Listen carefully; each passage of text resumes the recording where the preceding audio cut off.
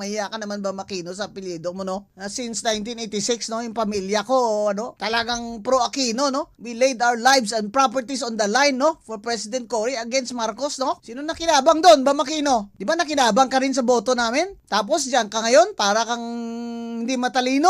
Oh, ba't ka sumasangayon ka diyan kay Tulfo, ba, Aquino? Sumasangayon ka diyan? Sagutin mo ako.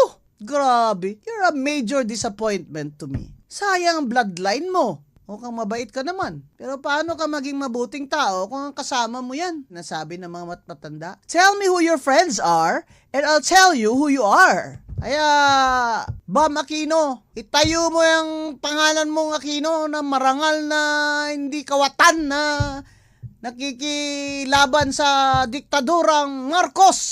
Huwag kang sumama kay BBM.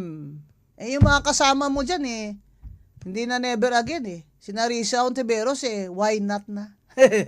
Why not BBM? Why not BBM? Diba?